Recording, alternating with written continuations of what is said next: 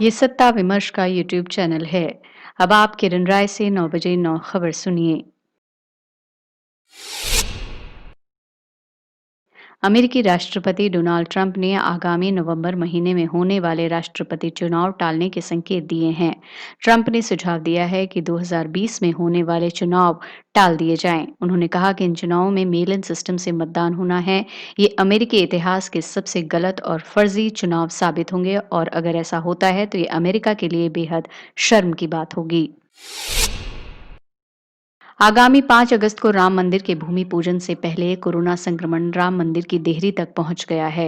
बताया जा रहा है कि रामलला मंदिर के प्रधान पुजारी आचार्य सत्येंद्र दास के शिष्य प्रदीप दास कोरोना संक्रमित पाए गए हैं। वे रामलला मंदिर में सहायक पुजारी हैं। जन्मभूमि में तैनात 16 पुलिसकर्मियों के भी कोरोना पॉजिटिव होने की खबर है। राम मंदिर निर्माण के लिए इस भूमि पूजन में प्रधानमंत्री नरेंद्र मोदी को शामिल होना है। भारत दुनिया का 5वां सबसे बड़ा देश बन गया है, जहां संक्रमण के चलते सबसे ज्यादा मौतें हुई हैं।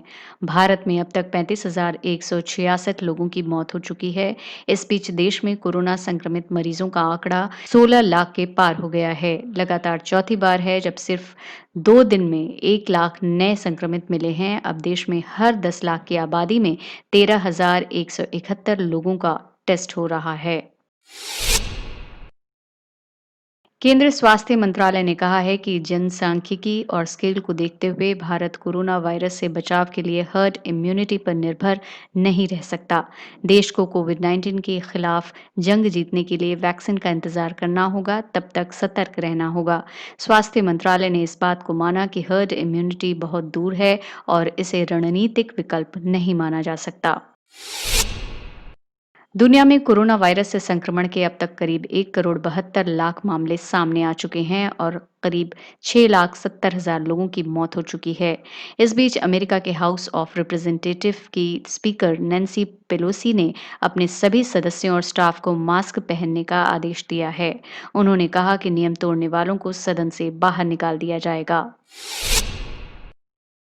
सीबीआई की विशेष अदालत ने गुरुवार को समता पार्टी की पूर्व अध्यक्ष जया जेटली को रक्षा सौदे से जुड़े मामले में 4 साल की सजा सुनाई है। जया समेत 3 आरोपियों को रक्षा सौदे के तहत हैंड हेल्ड थर्मल इमेजर्स की खरीदी में भ्रष्टाचार और आपराधिक साजिश का दोषी पाया गया था। मामले का खुलासा 2001 में एक न्यूज पोर्टल के स्टिंग ऑपरेशन में हुआ था। हालांकि 2.5 घंटे बाद ही हाईकोर्ट ने जया जेटली की सजा पर रोक लगा दी। राज्यपाल कलराज मिश्र द्वारा 14 अगस्त से राजस्थान विधानसभा सत्र बुलाने के लिए स्पीकर को वारंट भेजे जाने के बाद मुख्यमंत्री अशोक गहलोत का पूरा फोकस बाड़ेबंदी पर है। फेयरमाउंट होटल में गुरुवार को गहलोत ने कांग्रेस विधायक दल की बैठक ली, जहां उन्होंने निर्देश दिए कि 14 अगस्त यानी सत्र शुरू होने तक विधायक होटल में ही रहेंगे, जबकि मंत्रियों को कामकाज निपटाने के लिए सचिवालय तक जाने की छूट दी गई है। भाजपा के राज्यसभा सांसद सुब्रमण्यम स्वामी ने सुशांत सिंह राजपूत की हत्या होने का शक जताया है। इसके पक्ष में उन्होंने ट्विटर पर 24 पॉइंट शेयर किए हैं। दूसरी तरफ दिल्ली के एनजीओ लेट्स टॉक ने इस मामले की जांच किसी स्वतंत्र एजेंसी या कोर्ट की निगरानी में गठित एसआईटी से कराने के लिए बॉम्बे हाईकोर्ट में याचिका लगाई है। इस बीच प्रवर्तन निदेशालय यानी ईडी ने भी सुशांत के पिता द्वारा दर्ज एफआईआर की डिटेल मांगी है।